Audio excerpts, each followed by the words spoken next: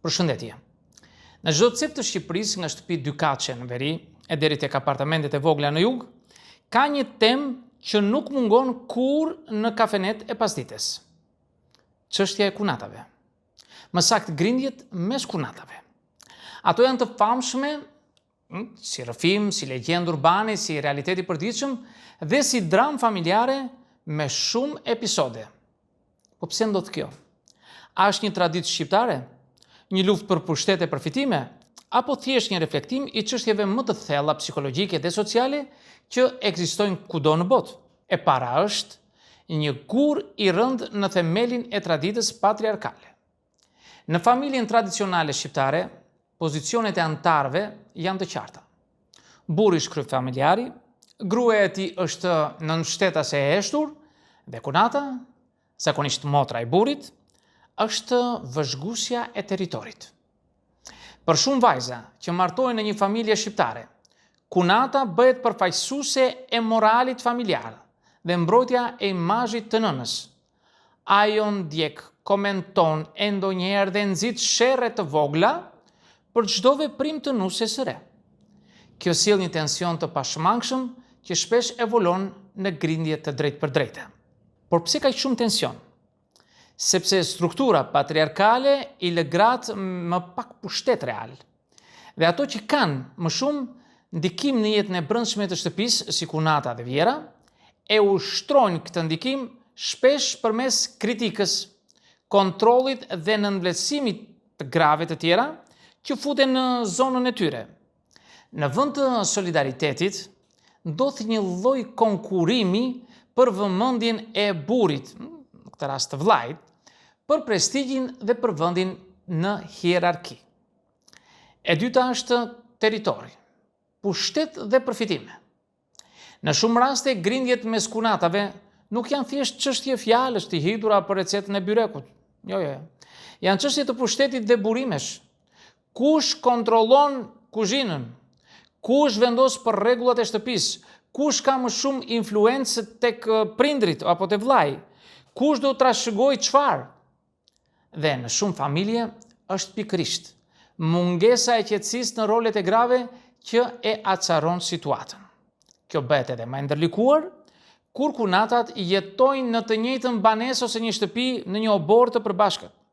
Në një hapësirë ku nuk ka mure mes jetës private dhe publike, çdo lëvizje bëhet subjekt gjykimi. Nga koha e zgjimit e deri tek mënyra si i flitet burrit apo si i lajnë rrobat atij. Kjo ndërthurje e jetës së përbashkët me konkurrencën e brendshme sjell më shumë përplasje se sa bashkëpunim.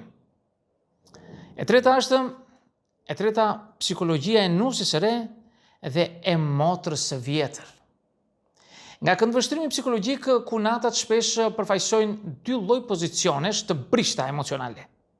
Nusën e re, që kërkon të gjejë vendin dhe identitetin e saj në familjen e re, dhe motrën e vjetër, pra motrën më të madhe, që ndjen se po i merret pushteti emocional mbi vëllain apo mbi shtëpinë ku ka qenë mbretëresh për vite me radhë. Motra e burrit shpesh përjeton martesën e tij si një humbje. Vëllai që më parë ndante gjithçka me të, tani ka një tjetër prioritet. Ndoshta një vajzë që se kanë ndjekur as traditën, as zakonet, dhe që nuk respekton hierarkinë që ajo ka ngritur ndër vite. Këtu nisin dinamikat pasivo-agresive. Këshillat që tingëllojnë si urdhra, buzëqeshje të ngrira, kritika të mbuluara me etiketa, po e them për të mirën tënde, e më pas, grindja është e hapur.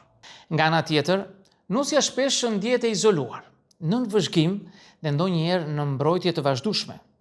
Kjo mbrojtje e vazhdueshme e kthen në sulm të fshehtë ose të hapur kundër kunatës. Dhe kështu lind një marrëdhënie që rallëherë ndërtohet mbi mirëkuptimin. E katërta, a ndodh kjo vetëm në Shqipëri? Jo.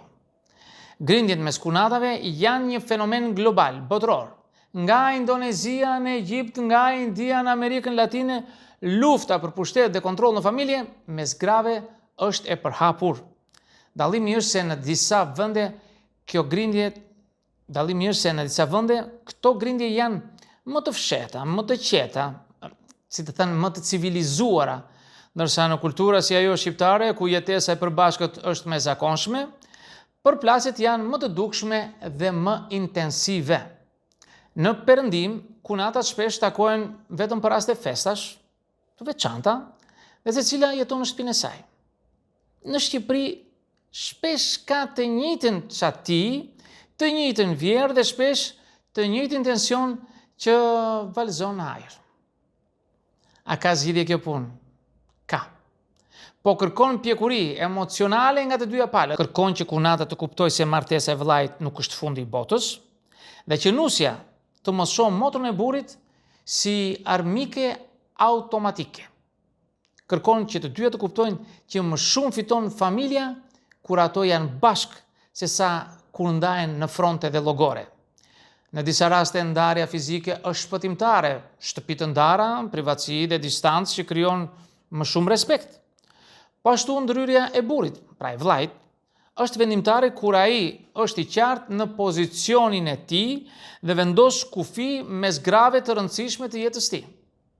Së fundi do të thosha se grindja mes kunatave shqiptare nuk është thjesht një telenovel popullore, por një simptom e thellë strukturës familjare tradicionale, konkurrencës së brendshme femërore dhe mungesës së autonomisë. Ajo nuk është as thjesht kulturë, as thjesht psikologji. Është një përzierje të dyjave e zjerë në vite me të njëjtin recetë. Për të ndaluar të cikël, duhet të thyet modeli patriarkal, ku gratë luftojnë për mbetje e pushtetit në vend që të ndërtojnë sistem bashkëpunimi dhe solidariteti. Sepse në fund të fundit, në një shtëpi ku ka dy gra që nuk duhen, nuk ka paqe. Vetëm një arpushim i vërtet emocional mund t'i kthej kunatat nga rivale në aleate. Dhe kjo ndoshta do të ishte një revolucion më i madh se çdo gjë tjetër që mund të ndodhë brenda 4 mureve të një familje shqiptare. Miq, këtë do të thosha në këtë video. Unë ju falenderoj për vëmendjen. Nëse dëshironi mund të bëni komentet tuaja, por mos harroni asnjëherë të bëni subscribe në kanalin tim për të marrë videot që e her pas here. Dhe deri në videon tjetër, mirë takofshi.